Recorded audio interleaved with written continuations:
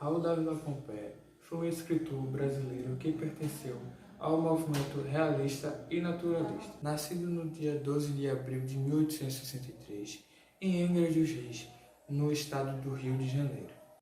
Em 1879, Raul foi transferido para o Imperial Colégio de Dom Pedro II, que foi como estudante nesse colégio que, em 1880, aos seus 17 anos, publicou seu primeiro romance, Uma Tragédia no Amazonas. Raul foi um dos representantes do realismo no Brasil, ao lado de Machado de Assis e Aloysio de Azevedo.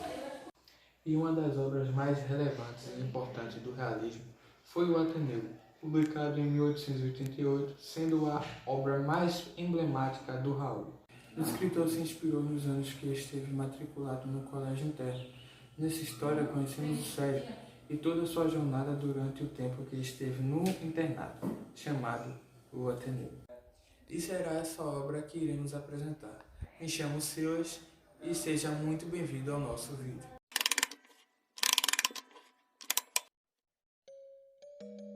Vais encontrar o mundo, disse meu pai, à porta do Ateneu, coragem para a luta.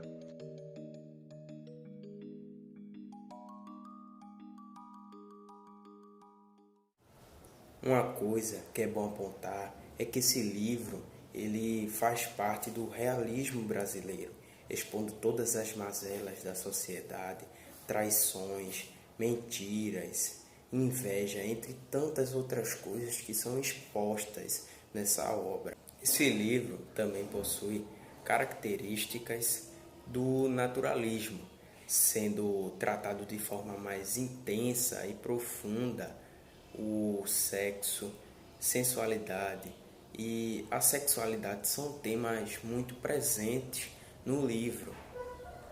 Importante ressaltar que esse livro é narrado em primeira pessoa, no caso, o Sérgio, o nosso protagonista, que é um homem adulto, contando sua história quando criança e tendo assim seus 11 anos, estudando no colégio interno chamado Ateneu, um colégio rígido, onde nosso protagonista conta tudo o que aconteceu dentro do Ateneu.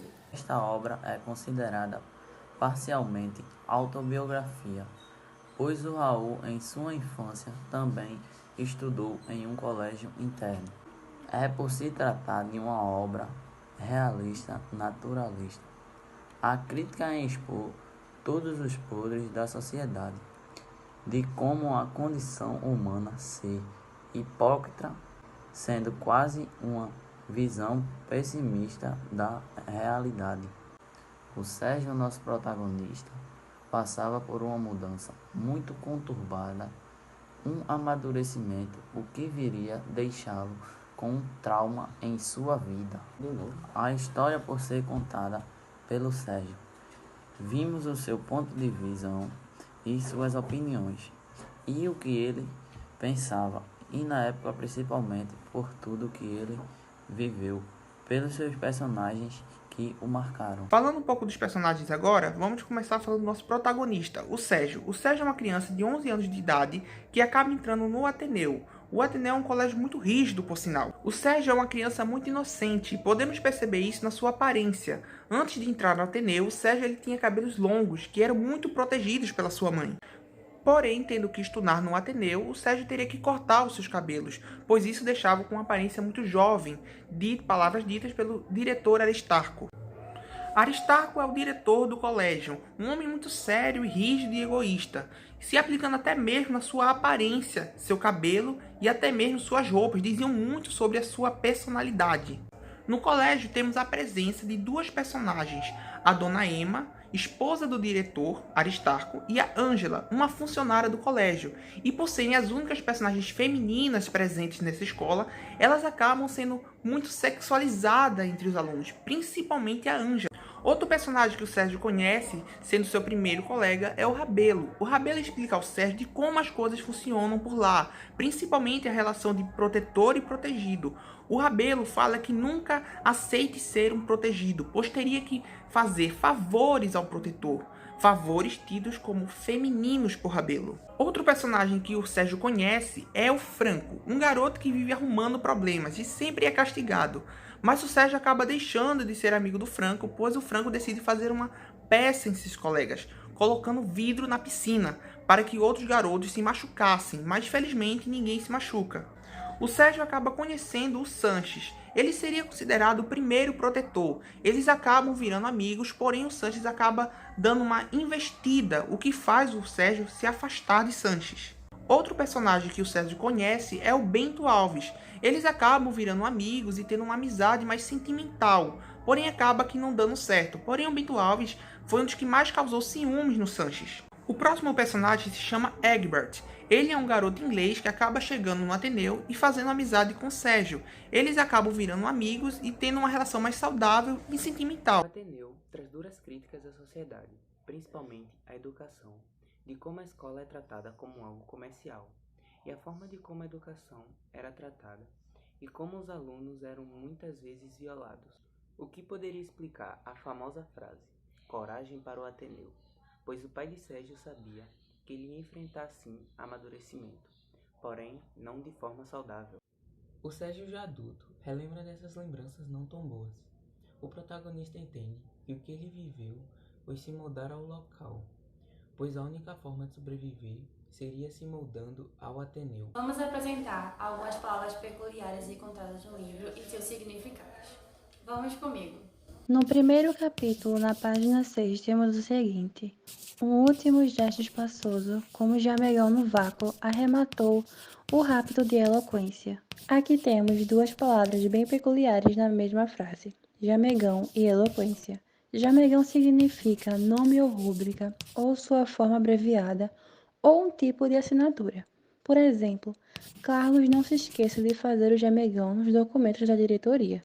Enquanto eloquência significa a forma de falar ou escrever fluentemente. Por exemplo, o prefeito usa a eloquência para persuadir seus eleitores. Na página 154 do 11º capítulo temos: ao meio-dia franqueou-se o anfiteatro. Aqui temos a palavra franqueou-se, do verbo franquear, que significa tornar algo livre, liberar algo ou permitir alguma coisa. Por exemplo, minha mãe me pediu para franquear a porta que estava impedindo a passagem para o terraço. No capítulo 6, página 89, temos a seguinte frase: aproveitando-se do escasseio, o advogado ousara arremessar os desaforos ao senador. A palavra dessa vez é escasseio. Seu significado é uma forma de exagero para enaltecer algo, uma forma de dar ênfase e importância. Por exemplo, ele fez um escasseio com o nascimento da filha. No caso, ele fez barulho ou confusão por causa do nascimento de sua filha. No capítulo 8, página 125, a cabeceira da mesa principal apresentavam-se de pé Aristarco, Impertigadinho e Cúprico, professor Venâncio. Impertigadinho vem de imperdigar, que significa comportar-se com altivez, com seriedade, encher-se de orgulho, enquanto Cúprico é o adjetivo de cobre, ou da cor dele. E essas foram algumas palavras peculiares encontradas no livro. O Ateneu é um livro que está cheio de figuras de linguagens. Vamos conhecer algumas. No segundo capítulo, página 42, observamos a metáfora, que se baseia em uma comparação implícita sem o elemento comparativo. Exemplo: eu bebi a embriaguez musical dos capítulos. No capítulo 1, na página 17, vimos a comparação, determinado atributo que queremos comparar e trazemos um elemento comparativo. Exemplo: um último gesto espaçoso, como um jamegão no vácuo. A sinestesia, uma figura de linguagem bastante utilizada na arte, principalmente em músicas e poesias, uma vez que ela trabalha com a mistura de dois ou mais sentidos humanos. No capítulo 1, página 20. O professor Batalhar, enrubescido de agitação, rouco de comandar, chorava de prazer, abraçando os rapazes indistintamente. Elipse é utilizada para omitir termos numa sentença que não forem mencionados anteriormente. No capítulo 6, página 173. Começava as infinitas histórias, narradas devagar, como derretidas no lábio quente, muito repisadas de quando era pequena. O zeugma é bem similar à elipse, pois emite um termo, evitando repetições. No 6º capítulo, na página 11, o colégio compareceu fardado, a diretoria de casaca.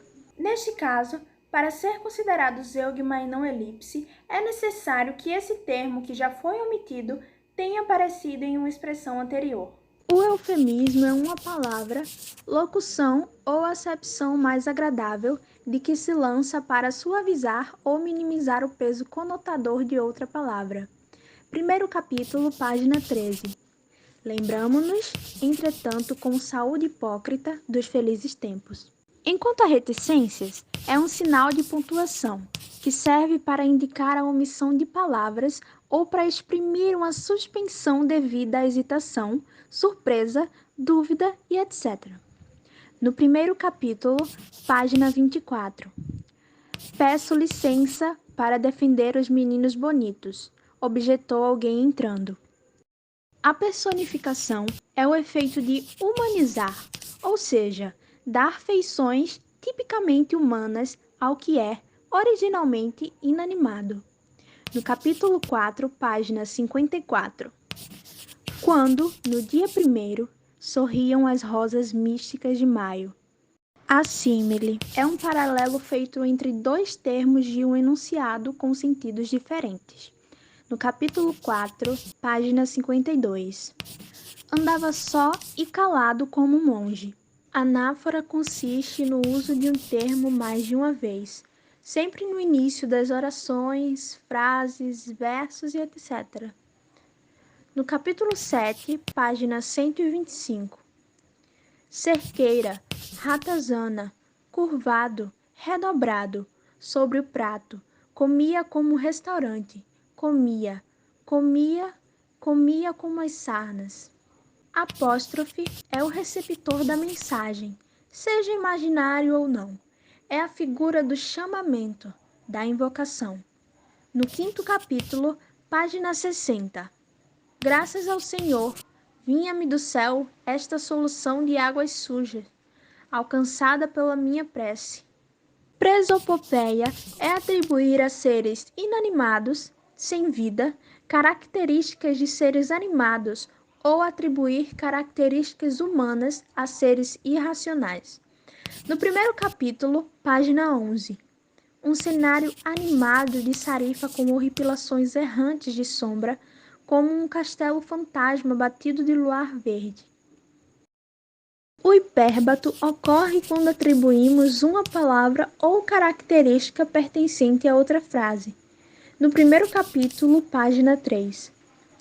A mãe beijou-me a testa, molhando-me de lágrimas os cabelos e eu parti. Enquanto na inversão consiste na troca da ordem direta dos termos da frase. No 1º capítulo, página 24. Parece ter 6, com estes lindos cabelos. A gradação utiliza uma sequência de palavras ou expressões para intensificar ou amenizar progressivamente uma ideia. No 1º capítulo, página 23.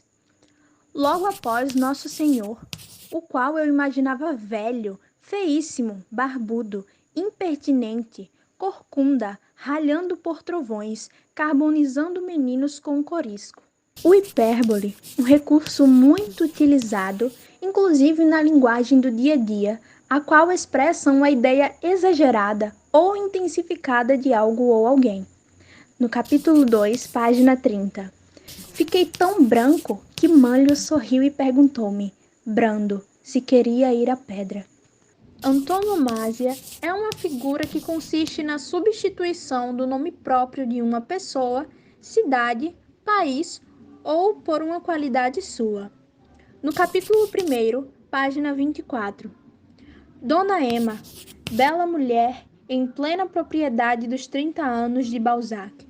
O pleonasmo reforça a mensagem com palavras semelhantes, com o mesmo significado. No capítulo 12, na página 174, o olhar nos meus olhos. Quando há uma ausência de termo específico, utilizamos outro em seu lugar. Isso se chama catacrese. No capítulo 5, página 71.